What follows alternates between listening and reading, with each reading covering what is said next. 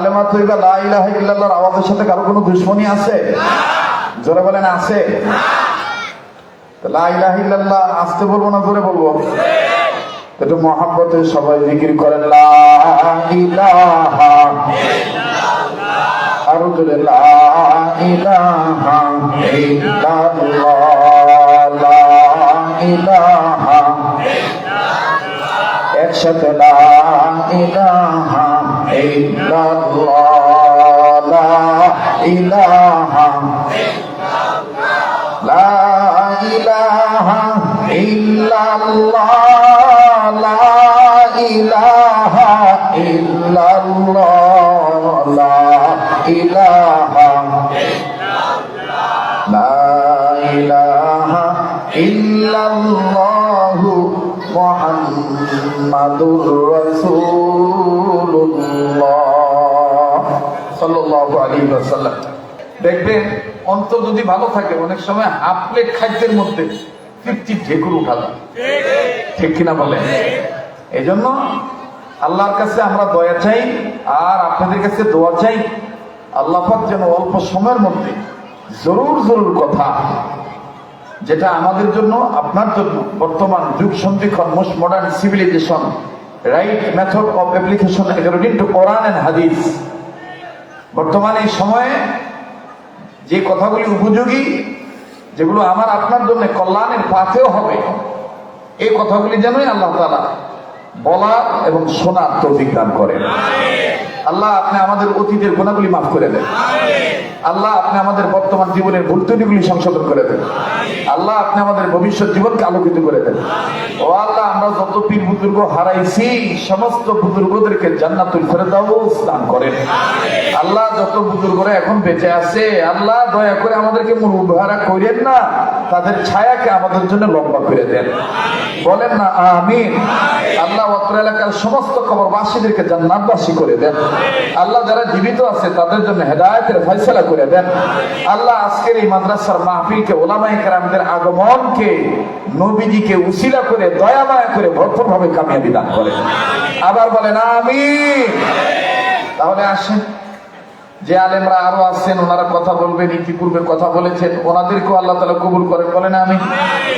এবার সে আল্লাহ পাকের দরবারে আমরা শুকরিয়া আদায় করি যে আল্লাহ পাক আমাকে, আপনাকে, আমি সহ বিভিন্ন জায়গা থেকে আগত সমাগত দিনদার ইমানদার ইসলাম প্রিয় আমার কলিজার টুকরা হৃদয়ের স্পন্দন যুবক ভাইরা, বাবার বয়সী মুরব্বীরা, পর্দার অন্তরালে পরম শ্রদ্ধেয়া সম্মানিতা মা বোনেরা এবং পাশাপাশি স্কুল কলেজ ভার্সিটি এবং আগামী প্রজন্মের যারা জাতির শ্রেষ্ঠ সন্তান হবেন, বিভিন্ন মাদ্রাসায়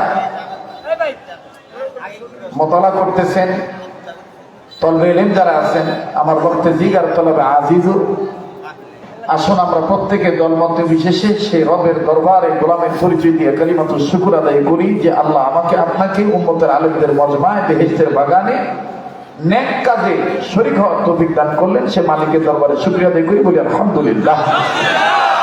যতগুলো মানুষ আছেন আলহামদুলিল্লাহ আওয়াজ তো এরকম হয় না, আবার বলেন আলহামদুলিল্লাহ, আবার বলেন আলহামদুলিল্লাহ। এবার আমি জানতে চাচ্ছি আপনারা সবাই কেমন আছেন? আমি আপনাদের দোয়ার বরকতে ভালো আছি আলহামদুলিল্লাহ। দোয়া করি আল্লাহ আপনাদেরকে সর্বাবস্থায় ভালো রাখেন। এবার আমি ছোট্ট একটা বিষয়ের উপর আপনাদেরকে আলোচনা শোনাই, একটু মনোযোগ সহকারে শুনবেন।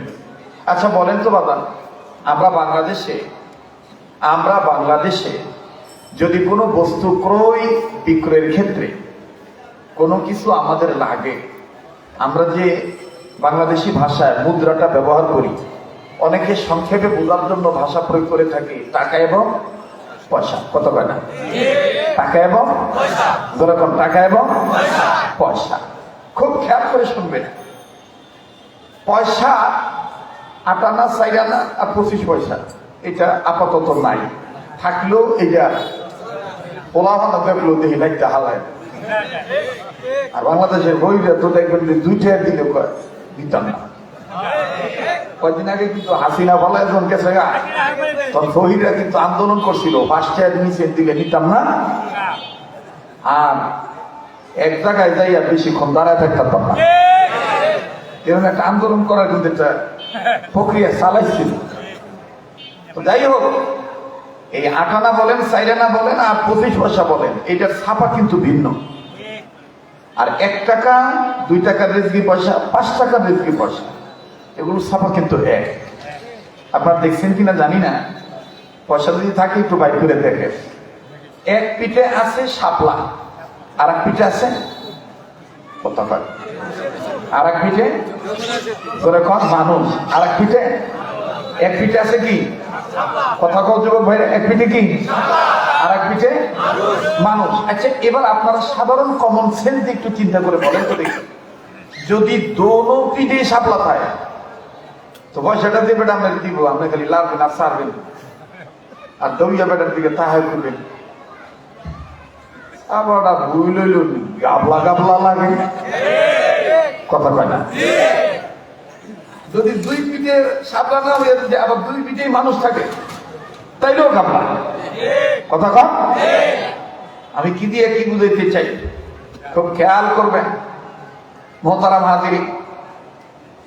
আল্লাহ পাক আমাদেরকে বানাইলেন, বানিয়ে বললেন ওয়ালাকাদ কাররামনা বানি আদম, তোমরা অনেক দামি, অনেক দামি।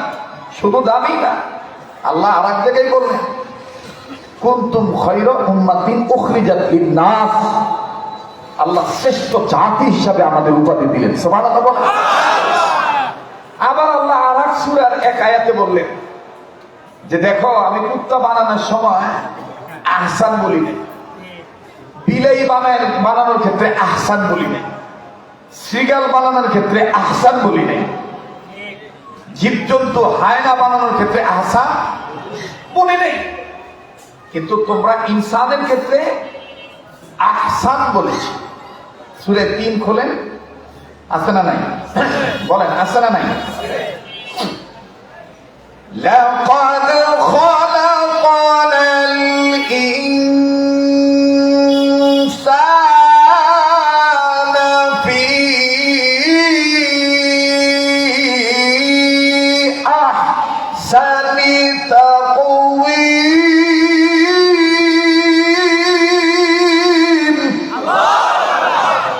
আমি কি গান গাইলাম? এত আস্তে আল্লাহ আকবার কইলেন। ডরাইতেছেন? ডরাইতেছেন? মুমিনদের সামনে কোরআন তেলাওয়াত করলে মুমিনদের ঈমান বাড়ে না কমে? আমি বলবো ভাই আরেকটা সাউন্ড একটু ফাঁসলা করতে হবে, তোমরা ওয়াজ দুনিয়া দেন লাগবে না, আমি জবর জ্বালাই খাই, কথা বুঝেননি? মুমিনদের সামনে কোরআন তেলাওয়াত করলে মুমিনগণের দিন আল্লাহর ভয়ে নড়ে ওঠে, তাদের কাছে তাকে ঈমান বেড়ে যায়। এই ঘোষণাটা কার? আল্লাহ নামটা এত আসতে নিলেন, বলেন না কার? আমার বিপ্লবী ভাই বলেছেন দেশটা কিন্তু রামবাম চ্যাটার্জি মুখার্জি মোদির কোন বাচ্চারা গোলামের দেশ নয়, এই দেশটা কিন্তু মুসলমানদের দেশ, এই দেশটা তবলিগওয়ালা আল্লাহওয়ালা পাবলিকের দেশ। সেই আল্লাহর পক্ষে কথা আসতে হবে না জোরে হবে?